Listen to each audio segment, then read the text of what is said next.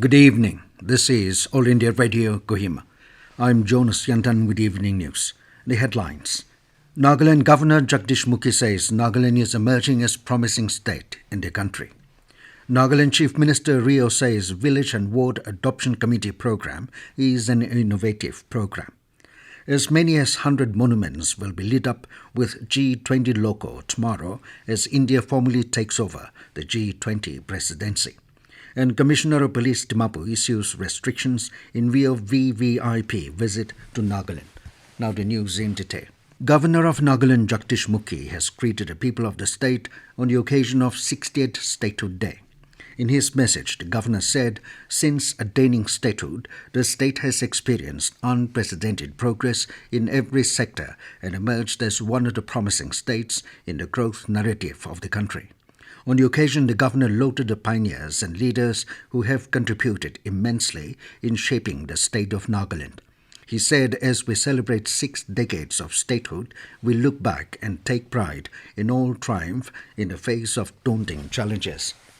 But now, the governor said, it is an opportune moment to reflect on miscalculated steps and blunders, deliberate and engage on core issues and put in more concerted efforts towards attaining a transformed and progressive state. He said every citizen of the state, every mission, church and civil society organizations has a vital role in taking the state forward. Mukhi said we must ensure that nepotism, opaque administration, corruption and anything that corrodes a society has no place in our state. He said development cannot be achieved when there is an atmosphere of fear and insecurity. In this regard, the governor stressed the need to create a conducive environment in all manner for our children to thrive and not only survive.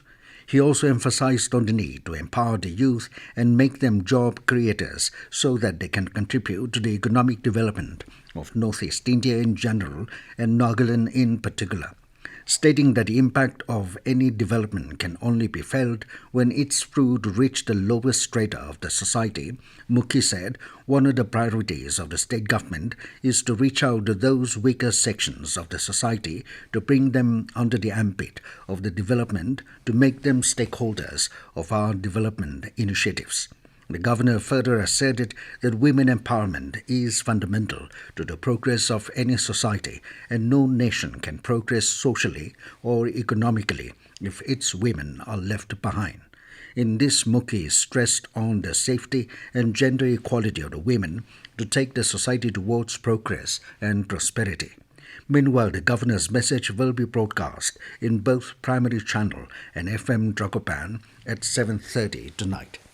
Chief Minister of Nagaland Rio said the Village and Ward Adoption Committee program under the aegis of Kohima District Planning and Development Board (DPDB) is an innovative program. Rio was addressing the Kohima DPDB Day Out come Advent Christmas held at Youth Recreational Hall, Fuchama, under Kohima District yesterday. He said if the villages are not developed, then the state can never be developed and stressed that government's target is to double the income of farmers and make village life more comfortable. Appreciating the district officers for carrying out the government's policies and programs, he encouraged them to share the important responsibilities amongst the members and to help out the public towards the development of the district. Stating that unity is the need of the hour for the state to survive as a community, Rio said that after a thorough study in 2006, the state government's logo was changed from Ashok Chakra to Mithun as the Unity Government of Nagaland. The Chief Minister added that the Hornbill Festival is a celebration of State Day where all the cultural troops of the Naga tribes come together to participate in the celebration. He said it is a festival of cultural extravaganza to revive, protect and preserve the richness and uniqueness of the Naga heritage. Rio also stressed that Nagas should come out from individualism and tribalism and come up to the level of Nagalism and work collectively for the development of the state. As many as 100 monuments in the country will be lit up with a G20 logo tomorrow as India will formally take over the G20 presidency. The logo draws inspiration from the vibrant colors of India's national flag, saffron, white and green and blue. It juxtaposes planet Earth with the lotus, India's national flower that reflects growth amid challenges. The Earth reflects India's pro-planet approach to life, one in perfect harmony with nature. Below the G20 logo is Bharat, written in the Devangiri script. The theme of India's G20 presidency, Vasudhaiva Kutumbakam, or One Earth, One Family, One Future. Essentially, the theme affirms the value of all life, human, animal, plants and microorganisms, and their interconnectedness on the Earth and in the wider universe. AIR correspondent reports that it will be a big opportunity for India as the country will get a global center stage. During the course of its presidency, India will be holding about 200 meetings in 32 different sectors in multiple locations across the country. This news comes to you from All India Radio, Kohima. You can also listen to this news bulletin on News on Air app and YouTube channel AIR News Kohima. Commissioner of Police Dimapur has issued various restrictions within Dimapur, Kohima and Newland districts in view of the VVIP visit to Nagaland on 1st and 2nd December.